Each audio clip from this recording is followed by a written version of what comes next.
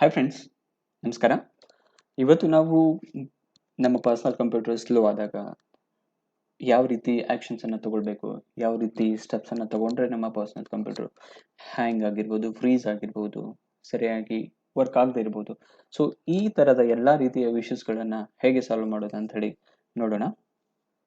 Okay, so ಹಾಗಿದ್ರೆ ಬನ್ನಿ one by one ನೋಡ್ತಾ ಹೋಗೋಣ.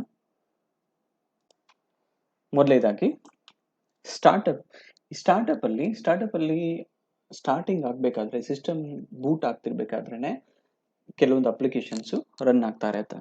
ಸೊ ಆ ಎಲ್ಲ ಅಪ್ಲಿಕೇಶನ್ಸ್ಗಳು ಕೂಡ ನಮ್ಮ ಸಿಸ್ಟಮ್ಗೆ ಹ್ಯಾಂಗ್ ಓವರ್ ಮಾಡ್ತಾ ಇರುತ್ತೆ. ಸೊ ಇದನ್ನ ನೋಡೋಣ. ಈಗ MS ಕಾನ್ಫಿಗ್ ಅಂತ ಹೇಳಿ ಟೈಪ್ ಮಾಡಿ ಇಲ್ಲಿ. ಓಕೆ, ಸಿಸ್ಟಮ್ ಕಾನ್ಫಿಗರೇಷನ್ ಅಂತ ಹೇಳಿ ಒಂದು ಫೋಲ್ಡರ್ ಓಪನ್ ಆಗುತ್ತೆ. ಅದನ್ನ ಓಪನ್ ಆಗ್ತಾ ಇದೆ. ಓಕೆ, ಓಪನ್ ಆದಮೇಲೆ ಇಲ್ಲಿ ಸ್ಟಾರ್ಟಪ್ ಅಂತ ಕಾಣಿಸ್ತಾ ಇದೆಯಲ್ಲ, ಸ್ಟಾರ್ಟಪ್ ಮೇಲೆ ಕ್ಲಿಕ್ ಮಾಡಿ. ಈ ಓಪನ್ ಟಾಸ್ಕ್ ಬಾರ್ ಅಂತ ಹೇಳಿ ಇದು ಟಾಸ್ಕ್ ಮ್ಯಾನೇಜರ್ಗೆ ಡೈವರ್ಟ್ ಆಗುತ್ತೆ. ಸೊ ಇಲ್ಲಿ ನೋಡಿ, ಇವೆಲ್ಲ ಅಪ್ಲಿಕೇಶನ್ಸ್ ಸ್ಟಾರ್ಟಿಂಗ್ ಬೂಟ್ ಇಂದಾನೆ ರನ್ ಆಗ್ತಾ ಇದೆ. ಇಲ್ಲಿ ನೀವು ನೋಡ್ತಾ ಇರ್ಬೋದು ಎಲ್ಲ ಡಿಸೇಬಲ್ ಆಗಿದೆ. ಇದನ್ನ ನಾನು ಮೊದಲನೇ ಎಲ್ಲ ಡಿಸೇಬಲ್ ಮಾಡಿದ್ದೀನಿ. ಕಾರಣ ಏನಂತ ಹೇಳಿದ್ರೆ, ಈ ಎಲ್ಲ ಇಶ್ಯೂಸ್ ನಾನು ಇವತ್ತು ಏನು ಇಶ್ಯೂಸ್ ನಿಮಗೆ ಎಕ್ಸ್ಪ್ಲೈನ್ ಮಾಡಿ ಹೇಳ್ತಾ ಇದ್ದೀನಿ, ಈ ಎಲ್ಲ ಇಶ್ಯೂಸ್ ನನ್ನ ಸಿಸ್ಟಮಲ್ಲಿತ್ತು. ಆವಾಗ ನಾನು ತುಂಬ ಪ್ರಾಬ್ಲಮ್ ಅನುಭವಿಸ್ಬೇಕಾಯ್ತು. ಯಾವುದೇ ರೀತಿ ವರ್ಕ್ ಮಾಡೋಕೆ ಆಗ್ತಿರ್ಲಿಲ್ಲ, ಫ್ರೀಸ್ ಆಗ್ತಾಯಿತ್ತು, ಫುಲ್ ಹ್ಯಾಂಗ್ ಓವರ್ ಆಗ್ತಾಯಿತ್ತು, ಕರ್ಸರ್ ಮೂವ್ ಆಗ್ತಾ ಇರಲಿಲ್ಲ.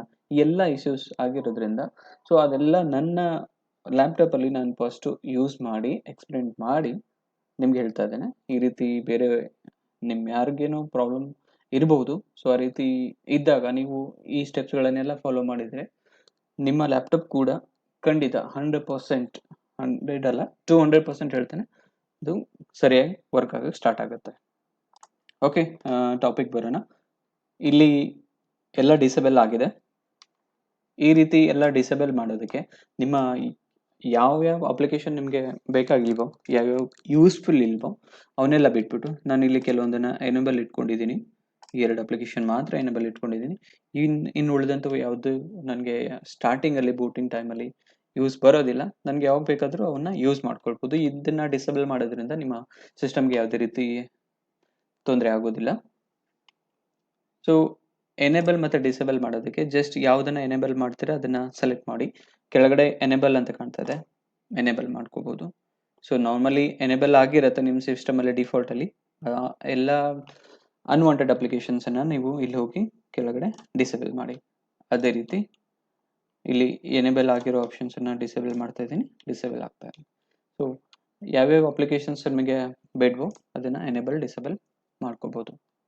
ಓಕೆ, ಸೊ ಇದಾದ ನಂತರ ನೆಕ್ಸ್ಟ್ ಸ್ಟೆಪ್ ಬಂದು ಇಲ್ಲಿ ನಿಮಗೆ ಬೂಟ್ ಆಪ್ಷನ್ ಕಾಣಿಸ್ತಾ ಇದೆ.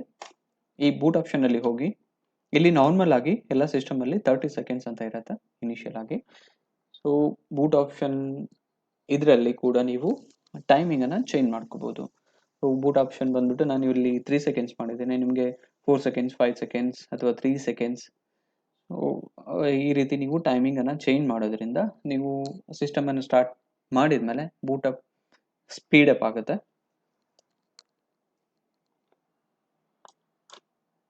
ಸೊ ಈ ರೀತಿ ಟೈಮಿಂಗ್ ಚೇಂಜ್ ಮಾಡಿದ್ಮೇಲೆ ನೀವು ಇಲ್ಲಿ ಅಪ್ಲೈ ಅಂತ ಕೊಡಬೇಕು. ನೆಕ್ಸ್ಟ್ ಓಕೆ ಅಂತ ಪ್ರೆಸ್ ಮಾಡಬೇಕು. ಆವಾಗ ಇಲ್ಲಿ ಸಿಸ್ಟಮ್ ಕಾನ್ಫಿಗರೇಷನ್ ನಿಮಗೆ ಒಂದು ಮೆಸೇಜ್ ಕೇಳುತ್ತೆ, ರಿಸ್ಟಾರ್ಟ್ ಮಾಡಿ ಅಥವಾ ಅನಂತರ ರಿಸ್ಟಾರ್ಟ್ ಮಾಡಿ. ಸೊ ನಾನು ಅನಂತರ ರಿಸ್ಟಾರ್ಟ್ ಮಾಡ್ತೇನೆ, ಎಕ್ಸಿಟ್ ವಿತೌಟ್ ರಿಸ್ಟಾರ್ಟ್. ಸೊ ನಾನು ಇನ್ನು ಕೆಲವೊಂದು ಸ್ಟೆಪ್ಸನ್ನು ನಿಮಗೆ ತೋರಿಸ್ಬೇಕಾಗಿರೋದ್ರಿಂದ ನಾನು ನೆಕ್ಸ್ಟ್ ರಿಸ್ಟಾರ್ಟ್ ಮಾಡ್ತೇನೆ. ಇದೆಲ್ಲ ಆದಮೇಲೆ ನೆಕ್ಸ್ಟ್ ಸ್ಟೆಪ್ ಬಂದ್ಬಿಟ್ಟು ವಿಂಡೋಸ್ ಆರ್ ಅನ್ನು ಪ್ರೆಸ್ ಮಾಡಿ. ಇಲ್ಲಿ ಪ್ರೀ ಪೆಚ್ ಅಂತ ಹೇಳಿ ಟೈಪ್ ಮಾಡಿ. ನಾನು ಆಲ್ರೆಡಿ ಈ ಆಕ್ಷನ್ ಮಾಡಿದ್ದೇನೆ, ಅದಕ್ಕೋಸ್ಕರ ಅಲ್ಲಿ ಸೇವ್ ಆಗಿದೆ. ಪ್ರೀ ಪೆಚ್ ಅಂತ ಟೈಪ್ ಮಾಡಿ ಎಂಟರ್ ಮಾಡಿ. ಇಲ್ಲಿ ಕಂಪ್ಯೂಟರ್ ಪರ್ಮಿಷನ್ ಕೇಳುತ್ತೆ, ಪರ್ಮಿಷನ್ ಗ್ರಾಂಟೆಡ್. ಈ ಎಲ್ಲ ಟೆಂಪರರಿ ಫೈಲ್ಸನ್ನು ಸೆಲೆಕ್ಟ್ ಆಲ್ ಮಾಡಿ, control A, delete. Yes, system ಫೈಲನ್ನು ಒಂದನ್ನು ಬಿಟ್ಬಿಟ್ಟು ಎಲ್ಲ ಫೈಲ್ಸ್ ಡಿಲೀಟ್ ಆಗುತ್ತೆ. ಸೊ ನಿಮ್ಮ ಟೆಂಪರರಿ ಫೈಲ್ಸ್ ಎಲ್ಲ ಡಿಲೀಟ್ ಆಯಿತು. ನೆಕ್ಸ್ಟ್ ಅದೇ ರೀತಿಯಾಗಿ ವಿಂಡೋಸ್ ಆರ್ ಮತ್ತು ಪರ್ಸೆಂಟೇಜ್ %, ಎಂಟರ್ ಮಾಡಿ. ಇವೆಲ್ಲ ಟೆಂಪರರಿ ಫೈಲ್, ಇದು ಕೂಡ ನಿಮ್ಮ ಸಿಸ್ಟಮನ್ನು ಸ್ಲೋ ಮಾಡುತ್ತೆ. ಇವನ್ನು ಎಲ್ಲ ಕೂಡ ಡಿಲೀಟ್ ಮಾಡಿ. ಪರ್ಮಿಷನ್ ಕೇಳುತ್ತೆ, ಎಕ್ಸಸ್. ಓಕೆ, ಸಿಸ್ಟಮ್ ಫೈಲ್ ಮಾತ್ರ ಇಲ್ಲಿ ಡಿಲೋಡ್ ಆಗೋದಿಲ್ಲ. ಕೆಲವೊಂದು ವಿಂಡೋಸ್ ಸಪೋರ್ಟೆಡ್ ಸಿಸ್ಟಮ್ ಫೈಲ್ಸ್ ಇರುತ್ತೆ, ಅದು ಮಾತ್ರ ಡಿಲೀಟ್ ಆಗೋದಿಲ್ಲ. ಇನ್ನು ಉಳಿದಿರೋ ಎಲ್ಲ ಫೈಲ್ಸ್ಗಳು ಡಿಲೀಟ್ ಆಗುತ್ತೆ. Okay,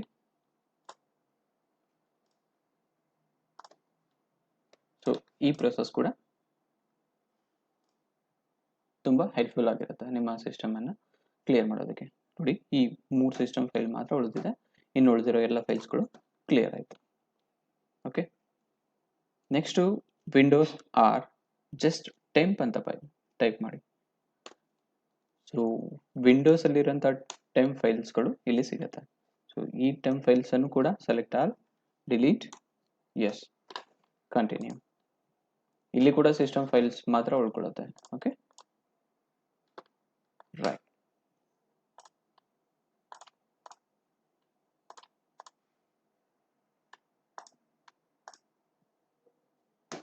okay, so next step ನೋಡೋಣ. ನೆಕ್ಸ್ಟ್ ಸ್ಟೆಪ್ ಏನಂತ ಹೇಳಿದ್ರೆ, ಜಸ್ಟ್ ಸರ್ಚ್ ಆಪ್ಷನಲ್ಲಿ ಹೋಗಿ ಕ್ಲೀನ್ ಡಿಸ್ಕ್ ಅಂತ ಟೈಪ್ ಮಾಡಿ. ಓಕೆ, ಇಲ್ಲಿ ಡಿಸ್ಕ್ ಕ್ಲೀನಪ್ ಅಂತ ಬಂತು. ಸೊ ಇಲ್ಲಿ ಎಲ್ಲ ಡ್ರೈವ್ಗಳ ಆಪ್ಷನ್ಸ್ ಇದೆ. ಒಂದನ್ನು ನಾವು ನೋಡೋಣ. ಈಗ ಜಸ್ಟ್ ಸಿ ಸೆಲೆಕ್ಟ್ ಮಾಡ್ತೀನಿ, ಓಕೆ ಅಂತ ಕೊಡಿ.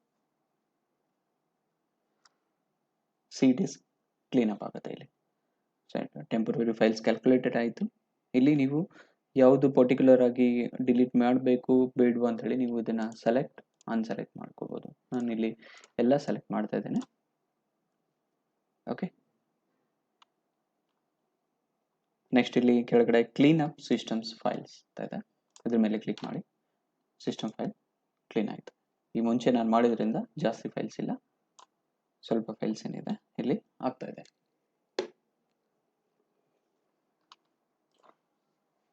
ಓಕೆ, ಇನ್ನು ಪ್ರೊಸೆಸಿಂಗ್ ನಡೀತಾ ಇದೆ.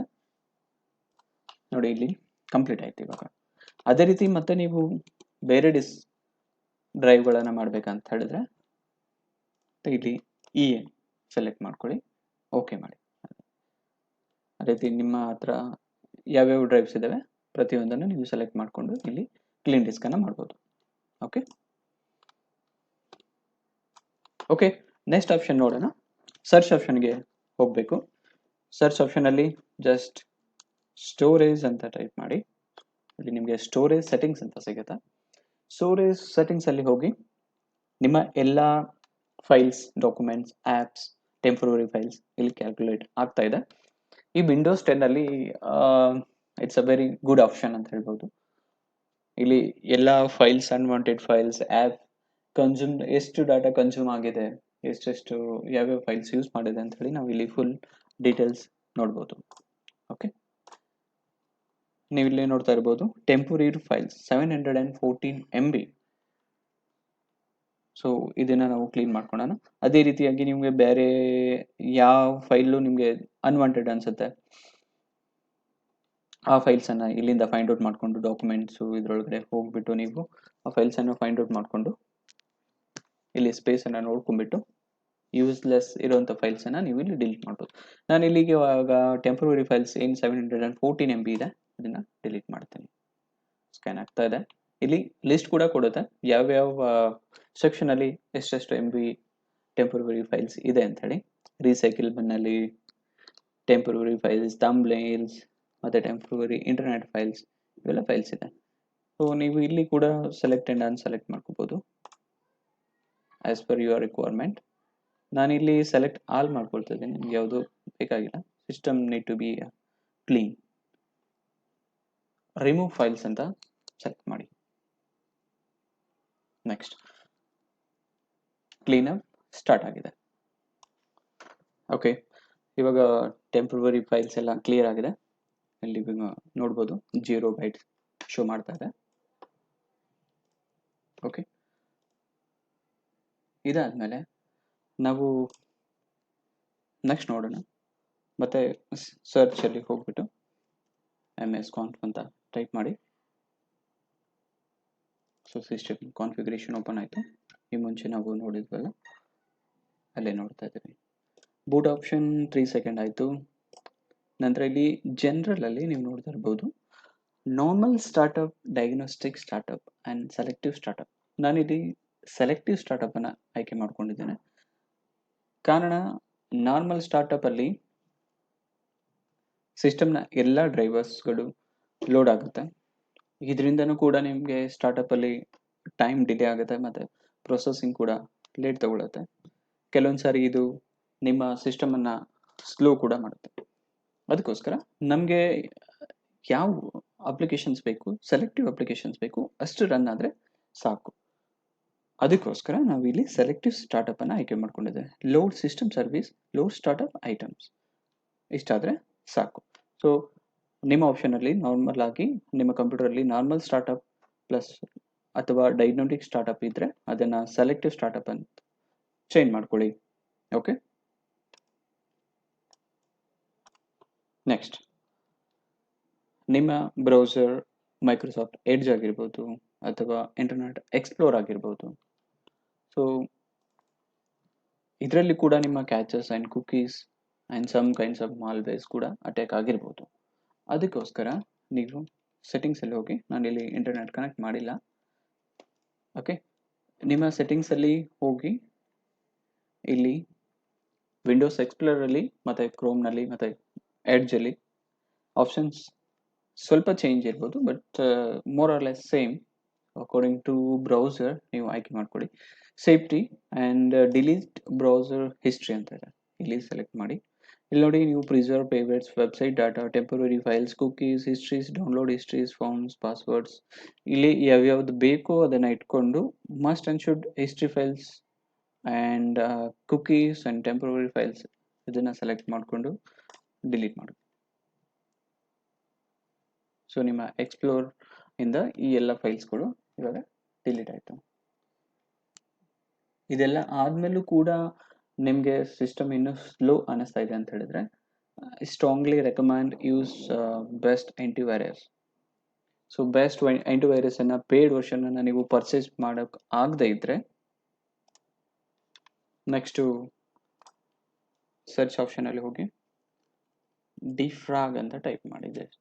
ಅಷ್ಟು ಟೈಪ್ ಮಾಡಿದ ಕೂಡಲೇ ಡಿಫ್ರಾಗ್ಮೆಂಟ್ ಆ್ಯಂಡ್ ಆಪ್ಟಿಮೈಸ್ ಡ್ರೈವರ್ಸ್ ಅಂತ ಒಂದು ಆಪ್ಷನ್ ಸಿಗುತ್ತೆ. ಸೊ ಅಲ್ಲಿ ಹೋಗಿ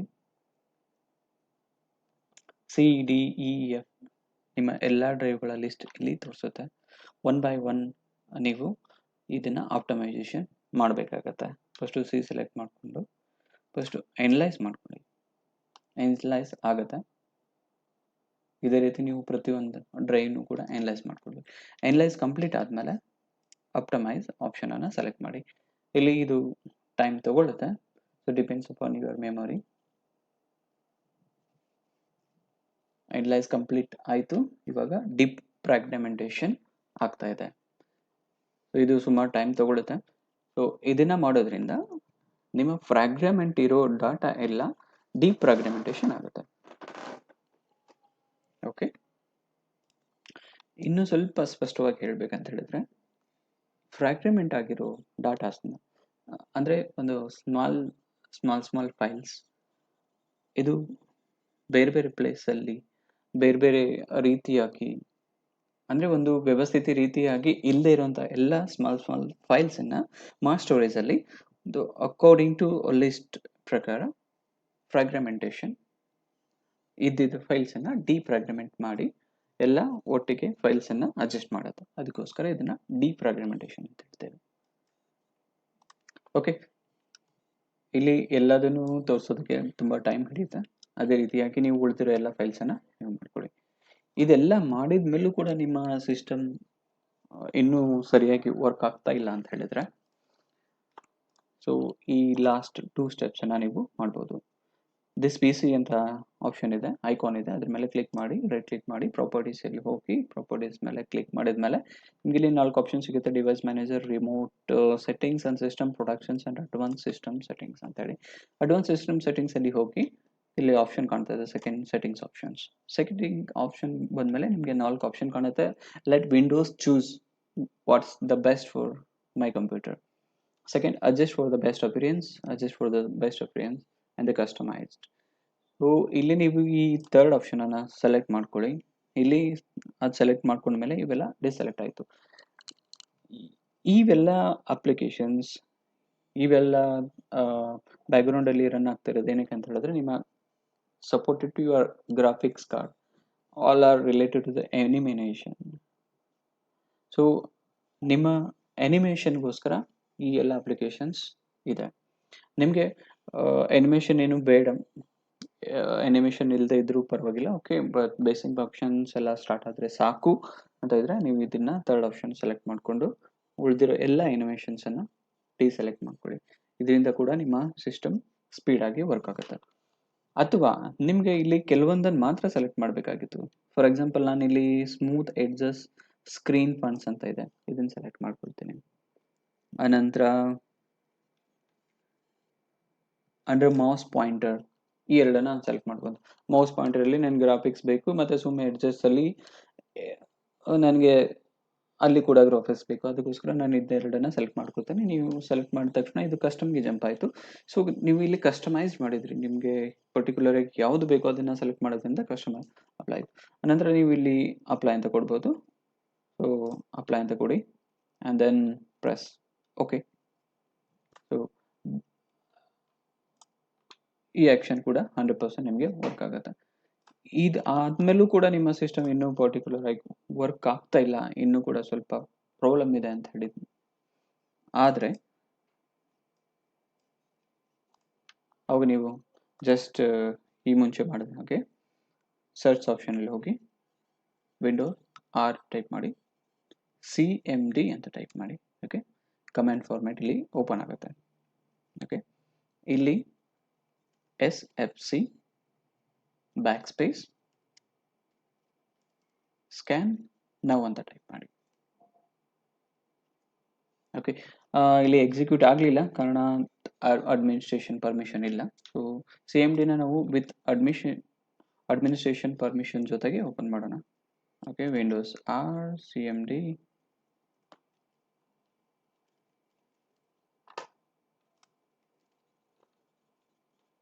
run as a administrator. Okay,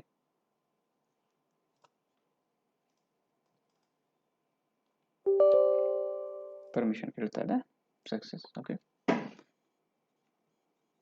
ಮೊದಲೇ ಮಾಡಿದಾಗೆ SFC back slash scan now ಅಂತ ಟೈಪ್ ಮಾಡಿ. ಓಕೆ, ನಿಮ್ಮ ಸ್ಕ್ಯಾನಿಂಗ್ ಪ್ರೋಸೆಸ್ ಇವಾಗ ಬಿಗಿನಿಂಗ್ ಸ್ಟಾರ್ಟ್ ಆಗಿದೆ. ಸೊ ಸ್ಕ್ಯಾನ್ ಪ್ರೋಸೆಸ್ ನಡೀತಾ ಇದೆ. ಈ ಸ್ಕ್ಯಾನ್ ಸ್ವಲ್ಪ ಟೈಮ್ ತೊಗೊಳುತ್ತೆ, ಅದಕ್ಕೋಸ್ಕರ ದಯವಿಟ್ಟು ತಾವು 100% ಆಗೋವರೆಗೂ ವೇಟ್ ಮಾಡಿ. ಸೊ ಮೇನ್ಲಿ SFC ಸ್ಕ್ಯಾನ್ ನಾವು ಏನು ಮಾಡುತ್ತೆ, ಇದು SFC ಸ್ಕ್ಯಾನ್ ನಾವು ಏನು ಮಾಡುತ್ತೆ, ನಿಮ್ಮ ಸಿಸ್ಟಮಲ್ಲಿ ಇರುವಂಥ ಪ್ರೊಟೆಕ್ಟೆಡ್ ಫೈಲ್ಸ್, ಈ ಪ್ರೊಟೆಕ್ಟೆಡ್ ಫೈಲ್ಸನ್ನು ಎಲ್ಲನೂ ಕಂಪ್ಲೀಟಾಗಿ ಸ್ಕ್ಯಾನ್ ಮಾಡುತ್ತೆ. ಅದರಲ್ಲಿ ಏನಾದರೂ ಕರೆಕ್ಟೆಡ್ ಫೈಲ್ಸ್ ಇದ್ದರೆ ಅಥವಾ ಅನ್ವಾಂಟೆಡ್ ಕ್ಯಾಚಸ್ ಫೈಲ್ಸ್ ಇದ್ದರೆ ಅದನ್ನು ರಿಮೂವ್ ಮಾಡುತ್ತೆ. ಓಕೆ, ಸೊ ಇವಾಗ 12% ನಡೀತಾ ಇದೆ. 100% ಆದಮೇಲೆ ಎಕ್ಸಿಟ್ ಮಾಡಿ ಇದೆಲ್ಲ ಕಂಪ್ಲೀಟ್ ಆದಮೇಲೆ ನಿಮ್ಮ ಸಿಸ್ಟಮನ್ನು ಕಂಪ್ಲೀಟಾಗಿ ಒಂದ್ಸರಿ ರೀಸ್ಟಾರ್ಟ್ ಮಾಡಿ. ಇದೆಲ್ಲ ಆದಮೇಲೆ finally last but not least finally ನಾನು ಸಜೆಸ್ಟ್ ಮಾಡೋದೇನಂತ ಹೇಳಿದ್ರೆ, ಇದೆಲ್ಲ ಆದಮೇಲೆ ಇನ್ ಫ್ಯೂಚರಲ್ಲಿ ಪ್ರಾಬ್ಲಮ್ಸ್ ಆಗದೆ ಇರೋ ರೀತಿಯಲ್ಲಿ ನೀವು ಒಂದು ಪೇಯ್ಡ್ ವರ್ಷನ್ ಆ್ಯಂಟಿವೈರಸನ್ನು ಯೂಸ್ ಮಾಡೋದು better and the best. In case ನೀವು ಪೇಯ್ಡ್ ವರ್ಷನನ್ನು ಯೂಸ್ ಮಾಡೋದಕ್ಕೆ ಆಗದೆ ಇದ್ದರೆ ನೀವು ಜಸ್ಟ್ ಮೈಕ್ರೋಸಾಫ್ಟ್ ಕಾರ್ಪೊರೇಷನ್ ಇಂದ ಏನು ಸ್ಕ್ಯಾನರ್ ಇದೆ ಅದನ್ನಾದರೂ ಯೂಸ್ ಮಾಡ್ಬೋದು. That is also very powerful. So ಅದನ್ನು ನೀವು ಡೌನ್ಲೋಡ್ ಮಾಡ್ಕೊಳ್ಳೋದಕ್ಕೆ ಜಸ್ಟ್ ಗೂಗಲಲ್ಲಿ ಹೋಗಿ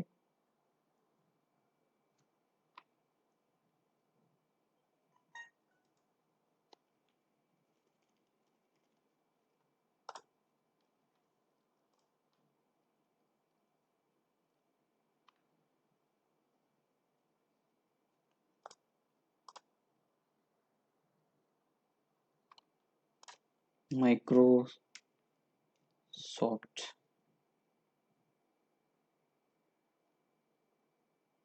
okay ಸೇಫ್ಟಿ ಸ್ಕ್ಯಾನರ್. ಓಕೆ, ಇಲ್ಲಿ ಜೆನ್ಯೂನ್ ವೆಬ್ಸೈಟಿಂದ ಮಾತ್ರ ಡೌನ್ಲೋಡ್ ಮಾಡ್ಕೊಳ್ಳಿ. ಇಲ್ಲಿ ಮೈಕ್ರೋಸಾಫ್ಟ್ ವೆಬ್ಸೈಟ್ ಬಂತು, ಇಲ್ಲಿ ನೋಡ್ತಾ ಇದ್ದೀರಾ. ಅಕಾರ್ಡಿಂಗ್ ಟು ಯುವರ್ ಸಿಸ್ಟಮ್ 32 ಬಿಟ್ ಆಗಿದೆ, 32 ಬಿಟ್ ಆ್ಯಂಡ್ 64 ಬಿಟ್ ಆಗಿದೆ, 64. ಸೊ ನನ್ನ ಸಿಸ್ಟಮ್ 64 ಬಿಟ್ ಇರೋದ್ರಿಂದ ನಾನು 64 ಬಿಟನ್ನು ಡೌನ್ಲೋಡ್ ಮಾಡ್ತಾ ಇದ್ದೇನೆ. ಆ್ಯಸ್ ಪರ್ ಯುವರ್ ಸಿಸ್ಟಮ್ ಇದನ್ನು ಡೌನ್ಲೋಡ್ ಮಾಡಿಕೊಂಡು ಇನ್ಸ್ಟಾಲ್ ಮಾಡಿಕೊಂಡು ಕಂಪ್ಲೀಟಾಗಿ ಒಂದ್ಸರಿ ಸ್ಕ್ಯಾನ್ ಮಾಡಿ ನಿಮ್ಮ ಸಿಸ್ಟಮನ್ನು ಯೂಸ್ ಮಾಡಿ. ಐ ಹೋಪ್ 200% ನಿಮ್ಮ ಸಿಸ್ಟಮ್ ಏನು ಹ್ಯಾಂಗ್ ಓವರ್ ಫ್ರೀಸ್ ಓವರ್ ಆಗ್ತಾಯಿತ್ತು ಅದು 200% ಕ್ಲಿಯರ್ ಆಗುತ್ತೆ. Okay okay, thanks for watching and please subscribe to our channel. ಧನ್ಯವಾದಗಳು.